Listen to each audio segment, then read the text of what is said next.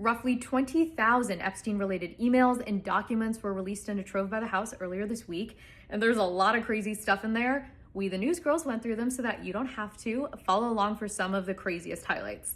So first of all, Trump was named over 1,000 times, which is more than double that of anyone else. So it's clear that Epstein was kind of obsessed with him. And he didn't really have the nicest things to say about Trump. He called him effing crazy, borderline insane. He said, quote, "I've met some very bad people, none as bad as Trump, not one decent cell in his body." Of course, everyone is asking, okay, is there any proof that Trump had any sexual relations with these underage girls? There's no smoking gun. There's no picture of like Trump with an underage girl. There's none of that. We do know that Trump knew about them though, because in an email from 2019, Epstein says to the columnist Michael Wolff, of course he knew about the girls as he asked Ghislaine to stop. There's even an email chain between Epstein and this New York Times reporter in 2015, where the Times reporter is telling Epstein, everyone is coming to me asking me for juicy information on you and Trump.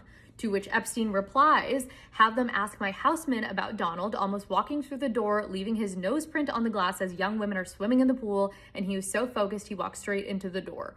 So not a glowing review, but not necessarily incriminating. There are a lot of other names that popped up in these emails, like Peter Thiel, Bill Clinton was in there a lot, the columnist Michael Wolff and Epstein are apparently really good friends, and just kind of everyone in New York high society, from magazine editors and financial New York Times reporters to PR experts who are actively helping Epstein clear his name, that knew what he did, as well as Larry Summers, who was the former Secretary of the Treasury. He was also the president of Harvard at one point. And these emails look so bad that Larry Summers just came out saying that he was going to take a step back from public life.